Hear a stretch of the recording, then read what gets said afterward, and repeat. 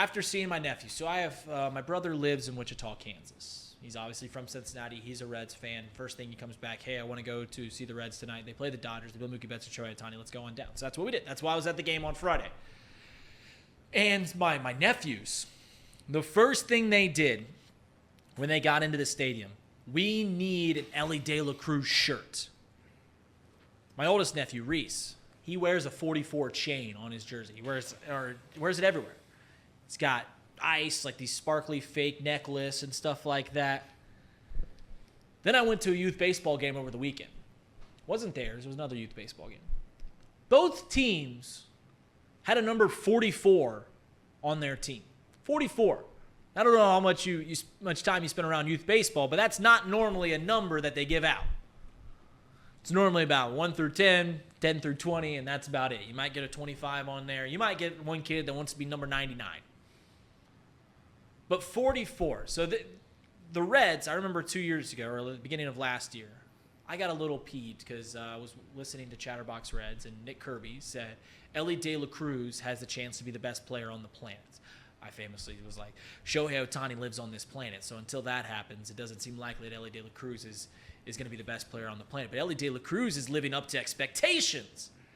And more than anything, Elly De La Cruz is a bona fide superstar. And the way that you know that is how they're affecting kids.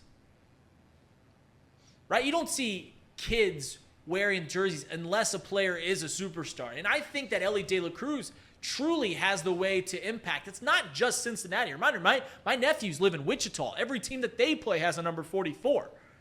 They're wearing the chains. They're wearing the necklaces. They want to be like Elly De La Cruz.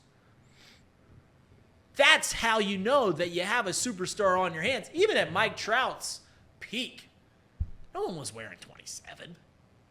No one wanted to be Mike Trout. Think about all the superstars and how they affect young children. Ken Griffey Jr., Derek Jeter. People wore 2 for Derek Jeter. Going across the sports. Steph Curry. Have you been to a youth basketball game recently? Kids are chucking up threes left and right. People like guys like Patrick Mahomes, Tyreek, Elly De La Cruz, more so than maybe any player on this planet. I don't know if he is the best player on the planet, but he's certainly the most marketable. The way that he plays the game, 100 steals, kids are drawn to that. 450-foot home runs, kids are drawn to that. Web gyms all over the field, kids are drawn to that.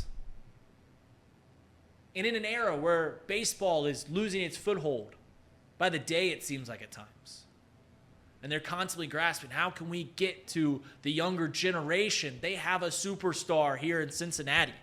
They have someone they can market.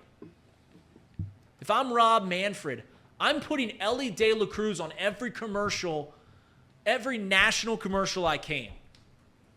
The smile, the chains, the stolen bases, the home runs, all of it packaged in. And it's truly incredible to behold. It's truly incredible to behold. And the city of Cincinnati should cherish him. And I think they're starting to.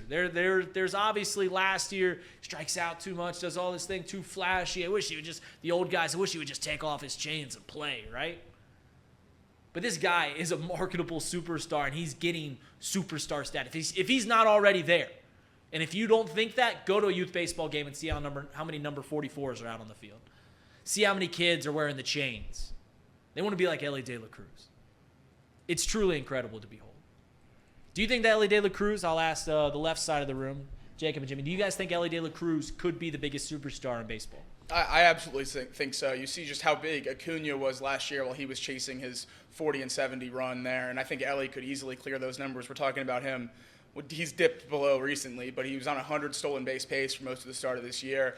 9 home runs already. He'll be pushing 30. So we could see a 30-80 season from him already, and we're talking about his first full season up in the majors. Right. The ceiling is so high for him and what he can become. And if he can just even out the peaks and valleys of his batting and stop having these games where he goes on a 5-game stretch of 1,000 hits and home runs and stealing bases, then he goes on a month where he bats 210. If he can start to even that out and just kind of be a more consistent player, both defensively and offensively, I think he's going to be a household name if he's not already.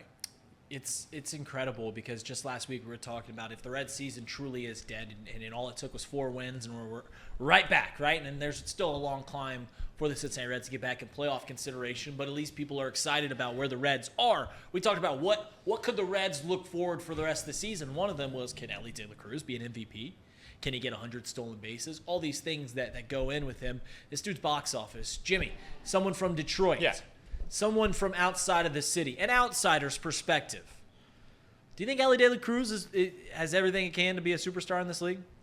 Everything he can to be a superstar, yes. The biggest superstar in the MLB, I'd probably say no.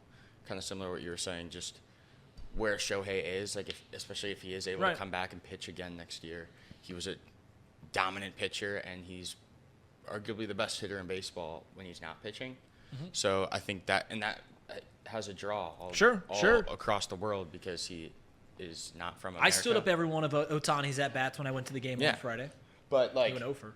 I think Elly De La Cruz he's the exciting young player, like you kind of talked about, that the MLB needs to continue to be the sport that it has been for the past 100 years. And, I mean, I think he's really fun to watch. He's new. He's refreshing. Like Jacob was talking about with Acuna, he stole a bunch of bases, and that's Elly's going to do the same thing. Right. But I wouldn't say he is the number one superstar in the MLB. Maybe obviously around not here. There yet. Obviously not there yet. Yes. Trending there. Yeah, but I just think Shohei is he's such an anomaly to everything that every baseball fan really is used to, because you hear all the stories about Babe Ruth and what he was able to do on the mound and at the plate, but none of us were able to see that with our own eyes, and now you are almost kind of seeing it with Shohei. So I just think he's an anomaly to the superstar talk. Mm-hmm. But with Elly De La Cruz, he is definitely going to be a superstar, almost to the point where some people may think, like, when's he going to go out to LA? When's he going to go to New York? Yeah, I wasn't going to say it, but the one thing pushing back from him being like the most marketable star on the planet is going to a bigger market. I don't think that's sad to say. I think that's just a reality of if he does go to a place like New York, if he does go to a place like LA, if he does go to a place even of the likes of Boston or Chicago or Dallas, he would certainly be bigger than he is right now in Cincinnati. But you look at other sports. In other sports, most marketable stars come from smaller markets. We're just talking about how Ant Edwards could be the face of the National Basketball Association. He plays in Minnesota. LeBron James was the face in Cleveland. Patrick Mahomes is the face of the NFL in Kansas City. And I know that maybe more so because of how regionalized baseball has become, that you need to be on a bigger team to really meet that superstar status. But I think he's already there. And like I said, the kids tell you what you're seeing. Elly De La Cruz is a Michael Bay movie on a baseball diamond. He does all the explosive things. He does all the fun things. He throws 97 miles across the infield. He can steal 100 bases. He hit the ball 460 feet. Do those things equate winning baseball games? Not always. Not always. But, man, it makes you always have your eyes on him when he's on the field. I went to the game on Friday. Elly gets on first base. I did not watch the batter the entire next at-bat. I'm watching Elly. I'm watching Elly to see if he takes off. I'm watching to see what kind of lead he gets. That's where are the eyes drawn? And you guys have been to more games. When Elly comes to the plate, kids cheer. Kids get excited. And that's who we're catering to. Man, look at you. You become a Reds fan, Casey, and in your first year of being a Reds fan, last year, you already get a superstar on the team. That's right. You already get a superstar. Yeah, I already get that guy that's like the difference maker, right? Now you just got to build the rest of the team around him. That's how I feel Elly De La Cruz is. He is the difference maker on this team. When he's on, you have a very, very good chance to win a ball game. Mm-hmm. And when he's not on, I mean, he still gives you a pretty high floor because of how good he is.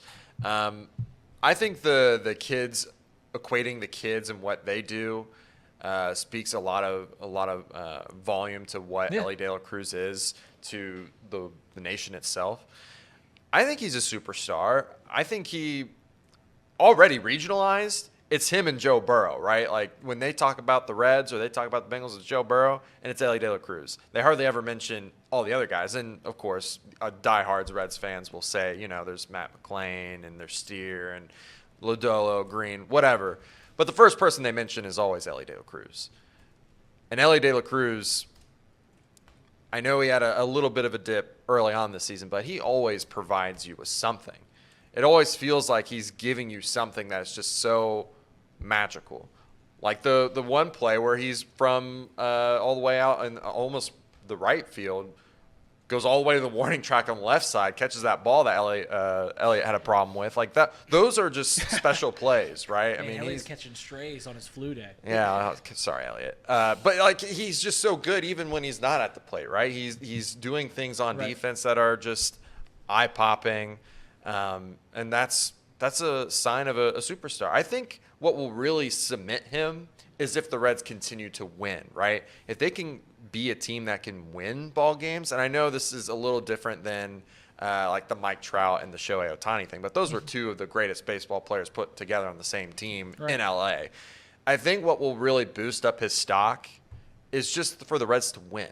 If the Reds can start winning and they have a winning franchise, which that's hard for me to say. A winning franchise here in Cincinnati is tough. It's hard for a lot of people to say. Hard for a lot of people to say. But legitimately, if the Reds can just start winning ball games, or they can start being a team where the league goes, yeah, that's a good ball club, and it's headed by Elly De La Cruz, that's when you know that he's cemented himself as an all-star. Well, here's the thing, and this is how I know that he's not only the face of this team, but he could be the face of the league, is, imagine national games, right? National broadcasts. We'll just go all the way. Reds make the postseason, truly regardless of how Elly De La Cruz plays for the rest of the year. Now, he's the best player on the team right now, but you can bring him all the way back to the 6th, 7th best player on the team for the rest of the year, right? Doesn't play as well as 5, 6 other guys. When they put the graphic packages together for those playoff games, Elly De La Cruz will star them. Elly De La Cruz will be the face that they put in front. Former first overall prospect, number 44, the chains, the drip, the smile, everything that you want. 97, 100 mile an hour across the field, making diving plays out in left field, hitting the ball 460 feet. Elly De La Cruz is every bit of a superstar, and he's the superstar that a team in a small market needs to sell tickets, to be at the forefront of conversations and national media, all the things that it takes to get in front of eyeballs. Elly De La Cruz has that and more. And to be honest, it's becoming more and more a no-brainer to extend him to whatever that entitles. Whatever that entitles. Because at this point, to me, it seems like the only thing that can derail him are injuries.